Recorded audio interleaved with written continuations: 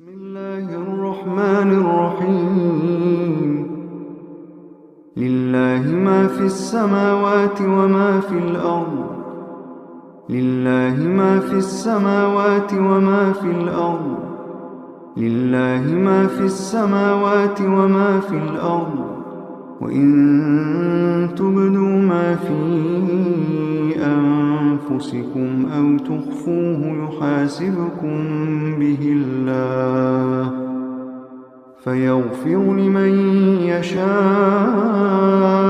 ويعذب من يشاء فيغفر لمن يشاء ويعذب من يشاء والله على كل شيء قدير والله على كل شيء قدير. بالله من الشيطان الرجيم بسم الله الرحمن الرحيم ولنبلونكم بشيء من الخوف والجوع ونقص من الأموال والأنفس والثمرات وبشر الصابرين. وقال تعالى في موضع آخر ما أصابكم من مصيبة فبما كسبت أيديكم ويعفو عن كثير ويعلم الذين يجادلون في آياتنا ما لهم من محيص.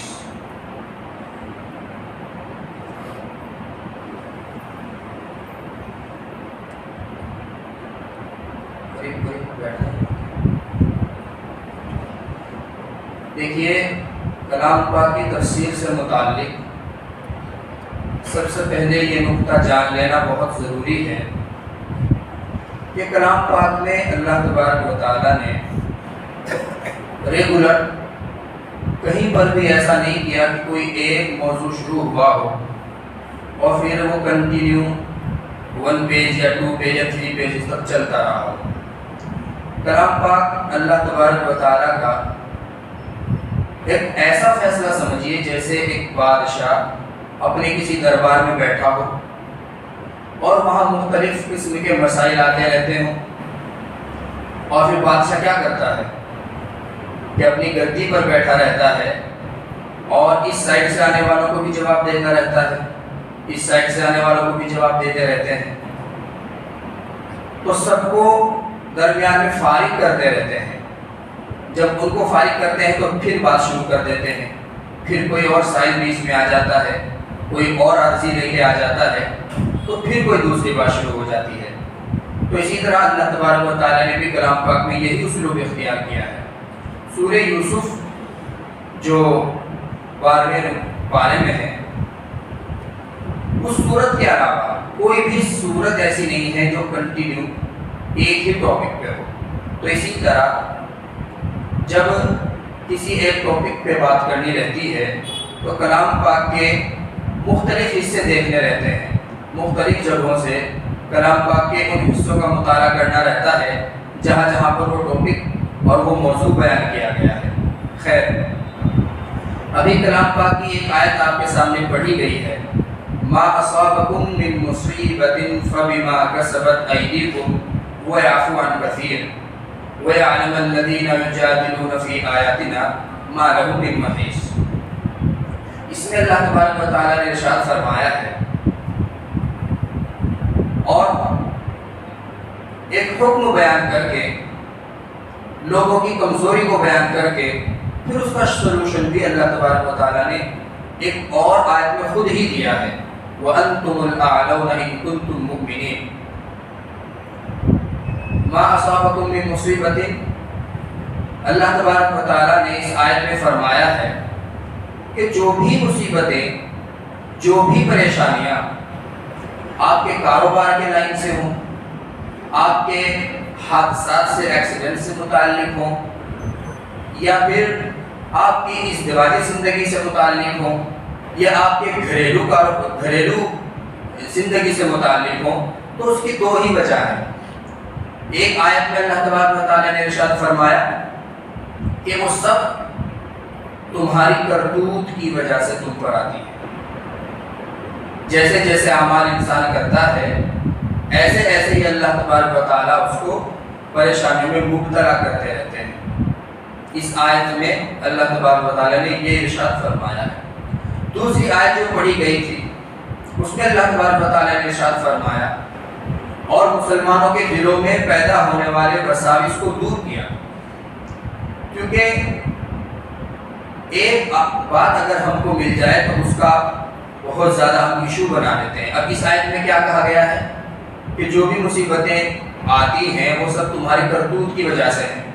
تو اب من میں سوال یہ آتا ہے کہ بہت سے اللہ والوں پر بھی تو مصیبتیں آتی ہیں، بہت سے نمازی لوگوں پر، روزے داروں پر، حج کرنے والوں پر اور بظاہر اللہ کے بہت خاص اور نیک بندوں پر بھی مصیبتیں آتی ہیں، کیا یہ سب لوگ اپنی کرتوتوں کا بدلہ پا رہے ہیں؟ تو دوسری آیت میں اللہ تبارک و تعالیٰ نے اسی ڈاؤٹ کو دور کیا ہے اور ارشاد فرمایا کہ کبھی کبھی آزمائشیں جو آتی ہیں وہ آپ کی ایک وسعت، ایک ظرفی، ایک برداشت کی لمٹ کو دیکھنے کے لیے آتی ہے۔ کبھی کبھی اللہ تبارک و تعالیٰ جو آپ کے اوپر بظاہر مسائل، پریشانیاں اور حالات پیش آتے ہیں آپ کے اوپر، تو وہ ایسا نہیں کہ آپ کے گناہوں کا نتیجہ ہو، نہیں، بلکہ اللہ تبارک و تعالیٰ کبھی کبھی آپ کے درجات کو اور زیادہ بلند کرنے کے لیے، آپ کے درجات کو بلند کرنے کے لیے اور آپ کی وسعت ظرفی کو آزمانے کے لیے، آپ کے ایمان کو دیکھنے کے لیے بھی کبھی کبھی اللہ تبارک و تعالیٰ کچھ چیزیں آپ کی زندگی میں لے آتے ہیں۔ لیکن یہ کہنے کا کسی کو کوئی حق نہیں ہے کہ فلاں آدمی کے اوپر مصیبت آئی ہے تو یہ اس کی گناہوں کا نتیجہ ہے، یا فلاں آدمی پر مصیبت آئی ہے تو اس نے فلاں گناہ کیا تھا، یہ اس کا نتیجہ ہے۔ یہ کہنے کا حق اللہ تعالیٰ نے کسی کو نہیں دیا ہے، کیونکہ اللہ تبارک و تعالیٰ نے دوسری آیت میں ارشاد فرما دیا ہے وَلَنَبْلُوَنَّكُمْ بِشَيْءٍ مِّنَ الْخَوْفِ، کبھی اللہ تبارک و تعالیٰ آزمائیں گے خوف پیدا کر کے۔ جیسے آج کل حالات آپ دیکھ رہے ہیں کہ چاروں طرف سے مسلمانوں کو ڈرانے کی، دھمکانے کی، یہاں سے نکال کر بھگانے کی کوئی کسر نہیں چھوڑی جا رہی ہے۔ تو ان حالات میں جمے رہنا، ڈٹے رہنا، اللہ تبارک و تعالیٰ کی وحدانیت پر کامل اور مکمل طریقے پر چلتے رہنا، یہ اللہ تبارک و تعالیٰ کا مطلوب ہے، یہی اللہ تبارک و تعالیٰ ہم سے دیکھنا چاہتے ہیں۔ تو وَلَنَبْلُوَنَّكُمْ بِشَيْءٍ مِّنَ الْخَوْفِ، کبھی کس طرح آزمائیں گے؟ خوف پیدا کر کے۔ دوسرے نمبر پر کیا ہے؟ وَالْجُوعَ، بھوک، آپ کے درمیان جو کاروبار کی لائن ہے اس کو کمزور کر دیں گے، ایسا لگے گا آپ کو کہ آمدنی کے تمام ذریعے بند ہو گئے، آپ کوئی کاروبار کرنا شروع کرتے ہیں وہ مدھم پڑ گیا، آپ نے پھر کوئی دوسرا کاروبار انویسٹ کر کے شروع کیا، اس میں آپ کو گھاٹا ہوتا چلا گیا۔ تو ایسا نہیں ہے کہ دوسرے آدمی کو اللہ تبارک و تعالیٰ نے یہ کہنے کا حق دیا ہو کہ اس کی کرتوت کی وجہ سے اس کا کاروبار سیٹ نہیں ہو رہا ہے، نہیں، اللہ تبارک و تعالیٰ نے خود فرما دیا ہے کہ ہم صرف اور صرف آپ کو آزما رہے ہیں۔ تو کبھی اللہ تبارک و تعالیٰ ڈر پیدا کر کے آپ کو دیکھنا چاہتے ہیں کہ آپ کے ایمان کی، آپ کے اندر جو ایمان کی حرارت ہے وہ کتنی مضبوط ہے، تو کبھی خوف پیدا کر کے بظاہر، کیونکہ یہ تو اللہ تبارک و تعالیٰ کا وعدہ ہے کہ بس نام رہے گا اللہ کا، ان الدین عند اللہ الاسلام، مذہب تو اللہ کے نزدیک صرف اسلام ہے، باقی تو یہی رہے گا اور سب مذاہب ختم ہونے والے ہیں۔ لیکن بظاہر جو دیگر ادیان کو ایک غلبہ آپ کو نظر آ رہا ہے، تو یہی اللہ تبارک و تعالیٰ نے اسی کو کوٹ کیا ہے اور اسی کی طرف اشارہ کیا ہے کہ صرف آپ کی آزمائش کے لیے، یہ جاننے کے لیے کہ آپ کے اندر ایمان کی حرارت کتنی مضبوط ہے، ایمان کی طاقت آپ کے اندر کتنی ہے کہ آپ ان حالات کا جو اس طرح سے مقابلہ کریں۔ وَلَنَبْلُوَنَّكُمْ بِشَيْءٍ مِّنَ الْخَوْفِ وَالْجُوعِ وَنَقْصٍ مِّنَ الْأَمْوَالِ، یہ وہ والی بات ہے کہ آپ انویسٹمنٹ کرتے ہیں، کہیں پہ خرچ کر کے کوئی کاروبار شروع کرتے ہیں، وہ گھٹتا چلا جاتا ہے، کسی کام میں پیسہ لگاتے ہیں، ادھر سے کوئی آپ کو فائدہ نہیں ہوتا، نفع کے بجائے بظاہر نقصان ہوتا ہے۔ والانفس، ایک اور لفظ ارشاد فرمایا اللہ تبارک و تعالیٰ نے والانفس، کبھی اللہ تبارک و تعالیٰ آزمانے کا ایک دوسرا طریقہ اختیار کرتے ہیں. وہ کیا ہے کہ اللہ تبارک و تعالیٰ خود ہماری ذات میں نفس، یعنی ہمارے کسی عزیز کو، ہمارے کسی قریب کو ہمارے درمیان سے اٹھا لیتے ہیں. ایسے موقع پر بہت زیادہ صبر کرنے کی، بہت زیادہ سمجھداری کی ضرورت ہے. بہت سی جگہ یہ سننے کو ملتا ہے کہ فلاں صاحب کو تو ایک ہی بیٹا تھا، اللہ تبارک و تعالیٰ کو یہی لینا تھا کیا؟ نعوذ باللہ من ذالک. تو اللہ تبارک و تعالیٰ کی چیز تھی، اللہ تعالیٰ نے لے لی، اس نے پہلے اعلان کر رکھا ہے. تو ہر حال میں اللہ کا شکر ادا کرتے رہنا چاہیے. والانفس والثمرات، باغات کی طرف اللہ تبارک و تعالیٰ نے اشارہ کیا ہے. عرب میں چونکہ کھجور کے باغات ہوتے تھے اور اسی طرح اور بھی کاروبار وہاں ہوتے تھے. اونٹ کی بہت زیادہ وہاں پر اب بھی کثرت ہے. اسی طرح گھوڑوں کے کاروبار وہاں بہت زیادہ لوگوں کے پاس گھوڑے ہوتے ہیں، دمبے ہوتے ہیں. تو ثمرات یہ ثمرون کی جمع ہے، پلورل ہے ثمرون کا عربی میں. اس کو آپ فروٹس کہہ سکتے ہیں. تو کبھی کبھی اللہ تبارک و تعالیٰ آپ کو آزمائیں گے آپ کے باغات میں. کبھی کر کے باغات ہے لیکن پھل نہیں آ رہے، پھل لگا تھا تو آندھی نے تباہ کر دیا. تو یہ سب چیزیں اللہ تبارک و تعالیٰ کی طرف سے طے شدہ ہیں. ان پر صبر کرنا، ان کو برداشت کرنا اور ہر حال میں اللہ تبارک و تعالیٰ کا شکر ادا کرتے رہنا. بس یہی اللہ تبارک و تعالیٰ کا، حضور صلی اللہ علیہ وسلم کی بعثت کا اور آپ لوگوں کے درمیان یہ جو بات چیت ہے اس کا صرف یہی مقصد ہے کہ آپ ہر حال میں اللہ تبارک و تعالیٰ کا شکر ادا کرتے رہیں، صابر و شاکر رہیں. اگر اللہ تبارک و تعالیٰ کی طرف سے بظاہر کوئی ایسی مصیبت آپ کے اوپر آن پڑتی ہے، اچھے خاصے حالات چل رہے تھے، ہنسی خوشی کا ماحول تھا، اچانک کچھ حادثہ پیش آ گیا، تو اللہ تبارک و تعالیٰ کی مرضی تھی. آپ کے منہ سے سب سے پہلے یہی بات نکلنی چاہیے کہ اللہ تبارک و تعالیٰ جو بھی کرتے ہیں صحیح کرتے ہیں، یہ اللہ تعالیٰ کی مرضی تھی.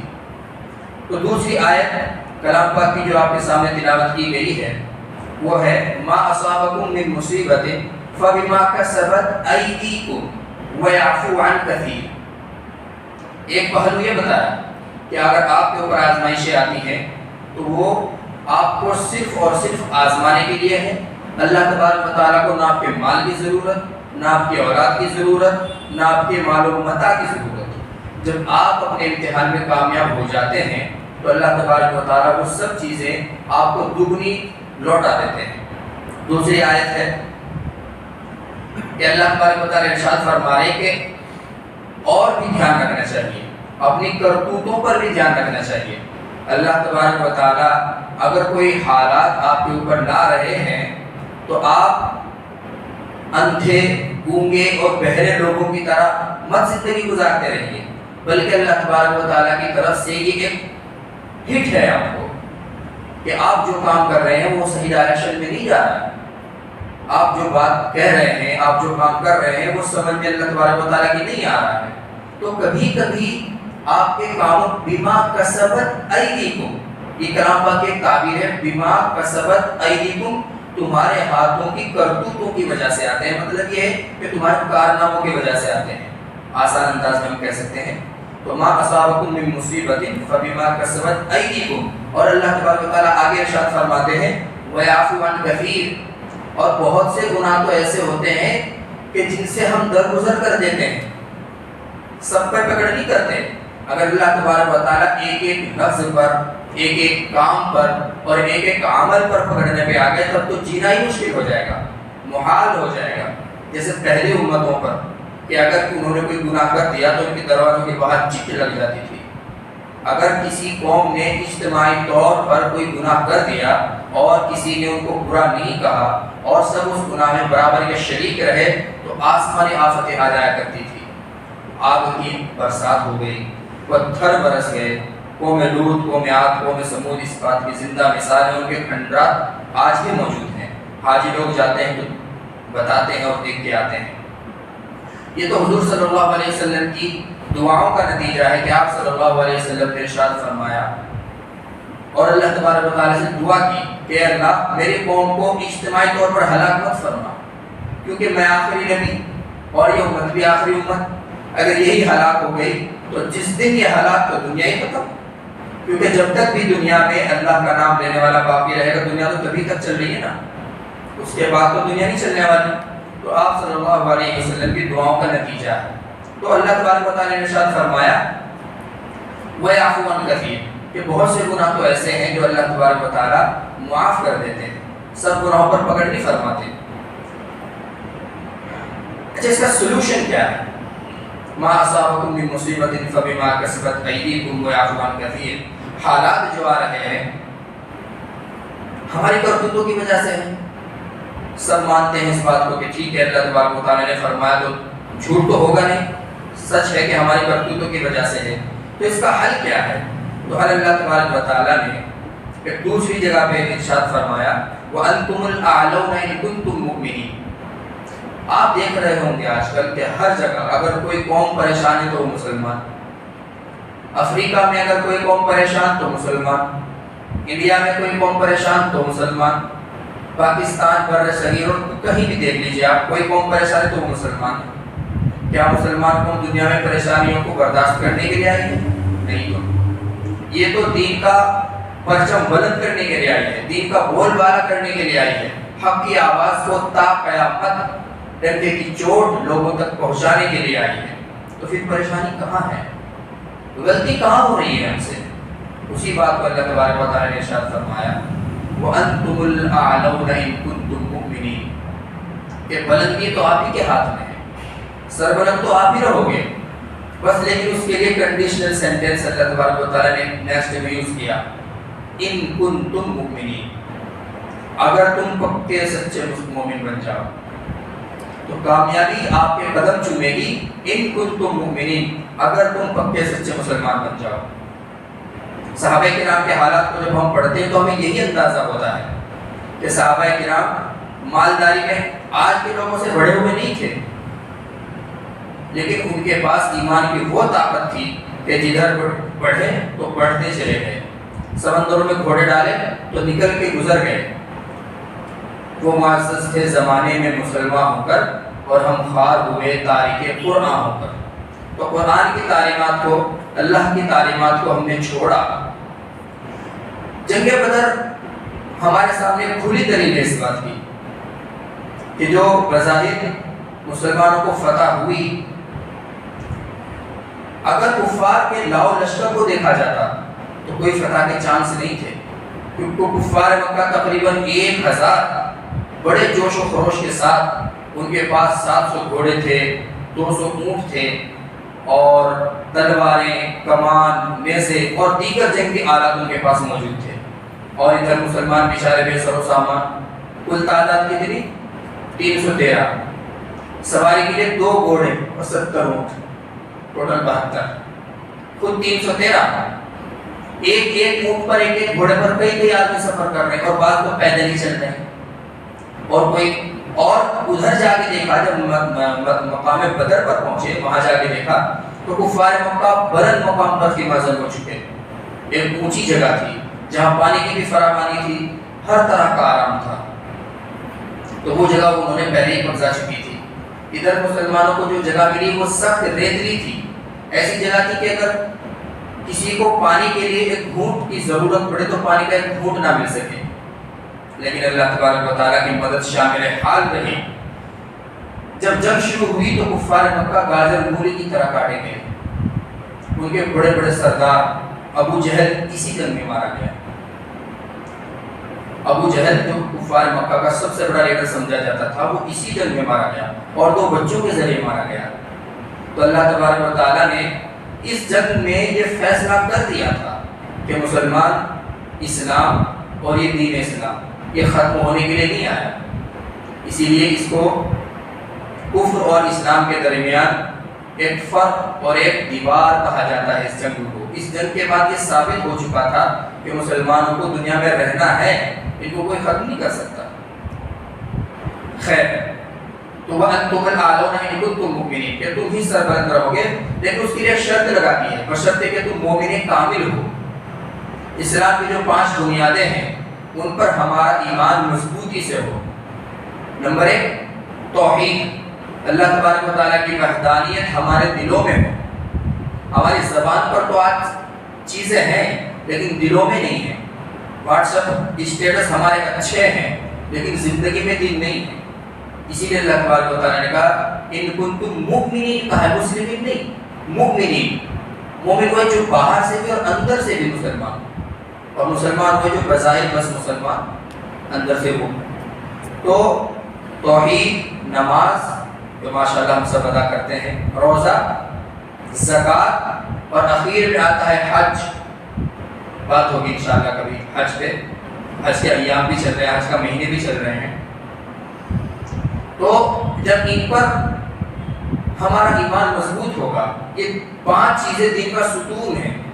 آپ اندازہ لگائیں کہ کسی بلڈنگ میں 4 یا 5 یا 6 ستون ہوں اور اس کا ایک ستون کوئی گرا دے تو کیا اس بلڈنگ میں آپ رہنے کی ہمت کر لیں گے؟ چاہے وہ قائم رہے، کھڑی رہے، مضبوط رہے. آپ کو انجینئر بھی آگے کہہ دے کہ نہیں کوئی مسئلہ نہیں ہے، یہ کھڑی رہے گی، گرنے والی نہیں ہے، لیکن گر ایسے کرے گا تک تک، یہ کچھ فائدہ نہیں ہے یار، ایک ستون تو اس کا چلا گیا، دوسرے میں پریشر پڑا تو یہ بھی جاتا رہے گا، یہاں سے نکلنے میں ہی فائدہ ہے. تو جب ارکان خمسہ جن پر دین اسلام کی بنیاد ہے، جب یہی چیزیں ہماری کمزور ہو جائیں گی تو پھر وہی انجام ہو رہا ہے اور ہوگا جو ہم دیکھ رہے ہیں، ہم اپنی آنکھوں سے جو دیکھ رہے ہیں. وَأَنْتُمُ الْأَعْلَوْنَ إِن كُنتُم مُؤْمِنِينَ. تو کلام پاک کی تعلیمات، رسول اللہ کی تعلیمات پر جب ہم اچھا سب سے بڑا پہلو آج مسلمانوں کی تباہی اور پستی کا تلاش کرنے کے بعد، بہت غور و فکر کرنے کے بعد علماء نے جو نکالا ہے وہ 2 وجہ ہے. ایک کیا ہے؟ ایک ہے کہ ہمارے مسلمانوں کا، ہمارے ایمانی بھائیوں کا اپنے اہل علم اور علماء پر اعتقاد کمزور ہو چکا. سلام دعا اگر ہے تو بظاہر ہے، پیچھے نہیں، دل میں کوئی ادب احترام نہیں. یہ چیزیں باقاعدہ ایسے نہیں کہ نکل گئی، نہیں، اس پہ محنت ہوئی ہے. باقاعدہ اس ٹاپک پہ محنت ہوئی ہے کہ عوام الناس کو علماء سے کیسے کٹ کیا جائے اور وہ اپنے مشن میں کہیں نہ کہیں کامیاب رہے.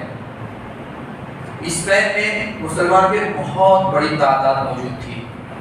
جو لوگ وہاں کی ہسٹری جانتے ہیں وہ جانتے ہوں گے کہ 99% اور 99 مسلمان تھے. لیکن جب مسلمانوں نے آپسی انتشار، آپسی تنازع اور اپنے اہل علم اور علماء سے اعتقاد ختم کیا تو غیر کے چنگل میں جا پھنسے. بہت سے لوگ آپ کو ملیں گے، آپ یہاں مسجد کے کسی صاحب سے، ایک پاس کے نمازی سے، اپنے کسی مسلمان بھائی سے، مسجد کے امام صاحب سے، مؤذن سے ناراض ہو کر یا جھگڑ کر باہر کھڑے ہو کر زور سے بولنے لگے تو 20 30 40 آدمی آپ کو سپورٹ کرنے کے لیے تیار ہیں. وہ آپ کے ہمدرد نہیں ہے. اس پر باقاعدہ محنت ہوئی ہے اور جس نے محنت کی ہے وہ اپنے مشن میں کامیاب بھی رہے.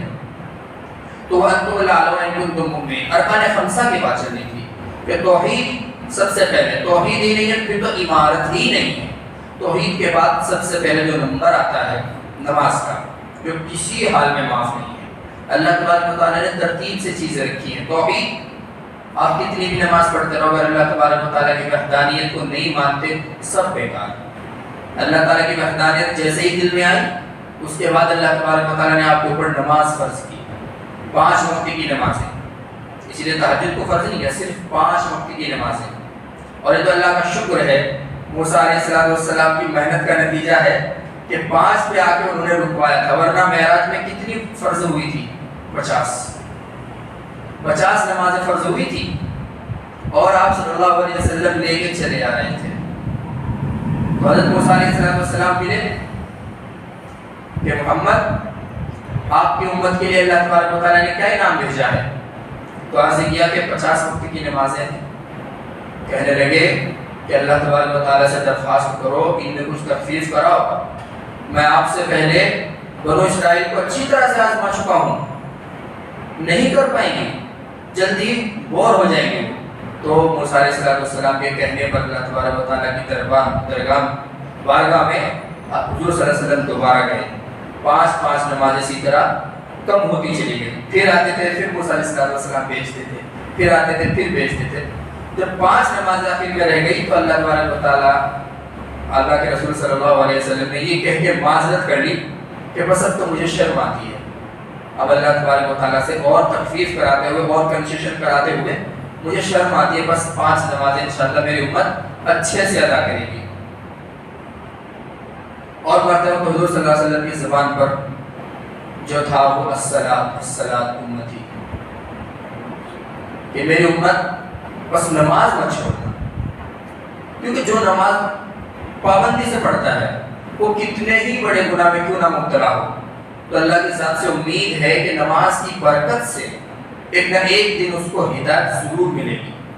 وہ اپنے گناہوں پر شرمندہ ہوگا اور اللہ تبارک و تعالیٰ اس کو توبہ کی مکمل توفیق دیں گے. اور اگر وہ گناہ کرتا بھی ہے تو نماز کا تو خاصہ ہے کہ نماز گناہوں کو, ایک نماز اور دوسرے نمازوں کے درمیان جو صغائر ہوتے ہیں وہ تو خود ہی ختم کر دیتی ہے. تو نماز تو گناہوں کو ایسے ہی ہٹا دیتی ہے, اس لیے نماز کسی بھی حال میں معاف نہیں ہے. پھر تیسرے نمبر پہ ہے روزہ. روزہ تھوڑا اور نیچے کو آیا.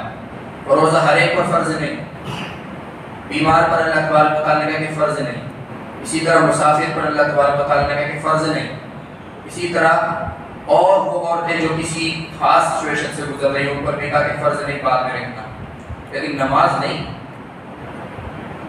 پھر آتا ہے زکوٰۃ جو مالداروں پر ہے. یہ ایک اسلامی ٹیکس ہے, لیکن اتفاق کی بات اور تعجب کی بات یہ ہے کہ 18% جی ایس ٹی تو دینے پر راضی ہے, لیکن 2.5% اسلامی ٹیکس دینے پر راضی نہیں ہے. اللہ تبارک و تعالیٰ نے ایک تقسیم فرمائی, کچھ لوگوں کو مال دیا, کچھ لوگوں کو مال سے دور رکھا, مال سے محروم کر دیا. یعنی اتنا زیادہ مال نہیں ہے جتنا ان کے پاس ہے, لیکن ان کا خیال رکھنے کے لیے ان کو زکوٰۃ کا حکم دیا. 1 لاکھ میں سے کتنے بنتے ہیں؟ صرف 2500, کہ آپ کو ان کو ہر سال دینے تاکہ یہ اپنا گزارا کر سکیں. رمضان جیسے کچھ لوگ رمضان کے حساب سے دیتے ہیں, کچھ لوگ اور کسی, بس 1 سال گزرنے کے بعد وہ انسان کے اوپر فرض ہو جاتی ہے. لیکن آج کل زکوٰۃ میں اتنی کوتاہی ہے, اور پھر کہتے ہیں کہ مال میں برکت نہیں ہے. پھر آخر میں اللہ تبارک و تعالیٰ نے تھوڑا اور نیچے آ کے فرض کیا ہے حج. حج اس سے اور لمیٹڈ ہو گیا. حج سب پر فرض نہیں, حج صرف اس پر فرض ہے جو سال بھر پورے نصاب کا مالک رہا, یا اس کے پاس اتنا مال ہے کہ وہ اپنی ضروریات سے فارغ ہو کر اس پیسوں سے حج کر سکتا ہے. بس اس سے زیادہ اللہ تبارک و تعالیٰ نے اور کوئی شرط نہیں رکھی. ایک عام سی بات کر دی کہ بس مالدار پر ہے, غریب پر فرض نہیں کیا.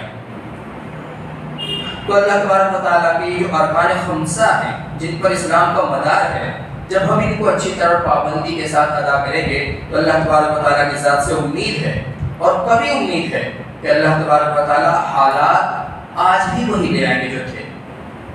آج بھی ہو جو ابراہیم سا ایما پیدا, آگ کر سکتی ہے انداز گلستہ پیدا. اس شعر کا مطلب یہ ہے کہ اگر ابراہیم جیسا ایمان آپ کے پاس ہے تو آج دیکھو کوئی آپ کو آگ میں ڈالے تو آپ جلیں گے نہیں. صحابہ کرام جیسا اگر ایمان ہے تو سمندر میں آپ گھوڑے کھدا دیں تو ڈوبیں گے نہیں. اور یوسف علیہ السلام اور یعقوب علیہ السلام جیسا اگر ایمان ہے تو آپ کو کوئی کنویں میں ڈالیں گے تو آپ ڈوبیں گے نہیں. اللہ تبارک و تعالیٰ 32-40 سال کے بعد ملا ہی دیں گے. تو اس ایمان کو پیدا کرنے کی ضرورت ہے. اللہ تبارک و تعالیٰ نے حل بتایا, پہلے تو ہٹ دی کہ تمہارے اوپر جو مصیبتیں ہیں, میں دوبارہ سے خلاصہ کر دیتا ہوں دونوں آیتوں کا. 2 آیتیں تھی, ایک میں تھا کہ تمام مصیبتیں ایسا نہیں کہ گناہوں کی وجہ سے ہو, ورنہ پھر تو ہر ایک آدمی دوسرے کو کہتا پھرے گا کہ ہاں ایکسیڈنٹ تو ہونا ہی تھا, کل فلاں کے ساتھ جو لڑائی ہوئی تھی تمہاری. اللہ تبارک و تعالیٰ نے یہ اختیار کسی کو نہیں دیا. اللہ تعالیٰ نے کہا ہے کہ کچھ مصیبتیں ایسی ہیں جو تمہیں آزمانے کے لیے بھیجی جاتی ہیں. کبھی تمہارے مال کو ہم لے کے آزمائیں گے, کبھی تمہاری اولاد میں کمی کر دیں گے, کبھی تمہارا جوان بیٹا لے لیں گے, کبھی تمہارے آب و زر لے لیں گے, کبھی تمہارے باغات میں کمی کر دیں گے. اور بہت ساری چیزیں ہیں جس سے انسان کنفیوز ہوتا ہے, جس سے انسان ڈپریشن میں چلا جاتا ہے, ٹینشن میں چلا جاتا ہے, اور پھر خودکشی کی پہنچ جاتے ہیں. خودکشی کی طرف یہ لوگ, یہ وہی ہوتے ہیں وَأَنْتُمُ الْأَعْلَوْنَ إِن كُنتُم مُؤْمِنِينَ, جن کمزور ہوتا ہے جن پر اللہ کا جن کا ایمان کمزوری کی نشانیاں ہیں یہ ہر حال میں اللہ کی رضا پر راضی رہنا یہ ایمان ہے۔ ایک جگہ کا واقعہ ہے، ایک پروفیسر تھے پاس کے ملک کا ہے، تو ان کے بیٹے کا انتقال ہوا تو ان کے ہندو ایک ساتھی تھے، انہوں نے اطلاع دی کہ آپ کے آپ کے لڑکے کا انتقال ہو گیا، بڑا دکھ ہوا۔ انہوں نے کہا کہ کوئی مسئلہ نہیں ہے، اللہ تبارک و تعالیٰ کی چیز تھی، اللہ تعالیٰ نے لے لی، میں اللہ کی رضا پر راضی جیسا اللہ چاہتے ہیں۔ کچھ دن کے بعد انہی صاحب کا ایک ہاتھ ٹوٹ گیا، وہ پھر آئے جو غیر مسلم ان کے ساتھی دیکھے، ارے اتنا دکھ ہوا سن کے کہ آپ کا ہاتھ ٹوٹ گیا تو آپ ڈیوٹی نہیں کر سکتے، کہ کوئی مسئلہ نہیں ہے، ڈیوٹی پر لگایا بھی تھا اللہ نے، اور کچھ دن کے لیے اگر اللہ تعالیٰ مجھے ہٹا رہے ہیں تو کوئی مسئلہ نہیں، میں اللہ کی رضا میں راضی ہوں۔ پھر کچھ دن کے لیے ان کی اہلیہ کا انتقال ہو گیا، پھر وہ آیا، پھر انہوں نے ایسے ہی جواب دیا۔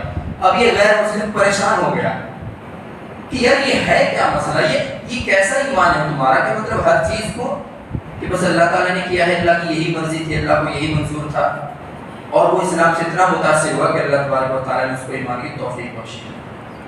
تو ہر چیز میں، ہر مسائل میں، ہر پریشانی میں اللہ کی رضامندی پر راضی رہنا یہ ایمان ہے، یہی مطلوب ہے، یہی مستحسن ہے، اور یہی 1 گھنٹہ 2 گھنٹہ 2.5 گھنٹہ یا آدھا گھنٹہ تفسیر کے نام سے ہو یا تقریر کے نام سے ہو یا تبلیغی جماعت کی جو محنت ہے، صرف اور صرف وہی پوائنٹ ہے کہ آپ کے دل میں ایمان کو مضبوط کرنا، یہی تو ہے، اس سے زیادہ تو کچھ نہیں۔ اللہ تبارک و تعالیٰ جو دین ہم سے چاہتے ہیں، اللہ کے رسول جو دین لے کر آئے تھے، اللہ کا نبی نے، صحابہ کرام نے جس دین پر محنت کی ہے، اس طرح کا دین اللہ تبارک و تعالیٰ دیکھنا چاہتے ہیں۔ تو وَأَنْتُمُ الْأَعْلَوْنَ إِن كُنتُم مُؤْمِنِينَ، تم ہی سربلند رہو گے بشرطے کہ تم مومن کامل ہو۔ یہ ارشاد باری ہماری پوری ہسٹری کا اختصار ہے، اور اسی ایک آیت میں وَأَنْتُمُ الْأَعْلَوْنَ إِن كُنتُم مُؤْمِنِينَ ہماری تمام کامیابی کے راز پوشیدہ ہیں، چھپے ہوئے ہیں۔ اللہ سے دعا ہے کہ اللہ تبارک و تعالیٰ ہماری ایمان کی، عزت کی، جان کی، مال کی، آبرو کی حفاظت فرمائے۔ انشاءاللہ پھر بات ہوتی ہے اگلی مرتبہ۔ اللهم صل على سيدنا مولانا محمد وبارك وسلم. ربنا آتنا في الدنيا حسنة وفي الآخرة حسنة وقنا عذاب النار وقنا عذاب النار وقنا عذاب الليل وقنا من فتنة المسيح الدجال. لا إله إلا أنت سبحانك إني كنت من الظالمين. لا إله إلا أنت سبحانك إني كنت من الظالمين. نسألك موجبات رحمتك وعزائم مغفرتك والغنيمة من كل إثم. لا تدع لنا ذنبا إلا غفرته ولا هما إلا فرجته. یا الہ العالمین ہمارے تمام گناہوں کو معاف فرما، یا اللہ ہمارے تمام خطاؤں کو درگزر فرما اور آگے کے لیے بچنے کی توفیق اور ہدایت نصیب فرما۔ یا اللہ ہمارے کاروبار میں جو پریشانیاں چل رہی ہیں، یا اللہ ان کو ختم فرما، ان کو دور فرما۔ یا اللہ ہمارے کاروبار میں حلال رزق شامل حال فرما، ہمارا مکمل کاروبار حلال پیدا فرما، حرام سے ہماری حفاظت فرما، حرام سے نفرت عطا فرما۔ یا اللہ اہل علم علماء کی قدر دانی کی توفیق عطا فرما، ہمارے مدارس، مکاتب، خانقاہوں کی تبلیغی جماعتوں کی حفاظت فرما۔ یا اللہ یہ لوگ جو یہاں پر بیٹھے ہوئے ہیں، ان کے دل میں جو بھی حسرت ہے، جو بھی تمنائیں ہیں، جو بھی نیک خواہشات ہیں، اللہ سب کو پورا فرما۔ ان کے گھر پہ جو بیمار ہیں سب کو شفا نصیب فرما۔ اللہ ہماری مختصر سے دعاؤں کو نبی اکرم صلی اللہ علیہ وسلم کے صدقے میں قبول فرما۔ وصلی اللہ تعالی علی خیر خلقہ محمد وعلی آلہ وصحبہ اجمعین برحمتک یا ارحم الراحمین۔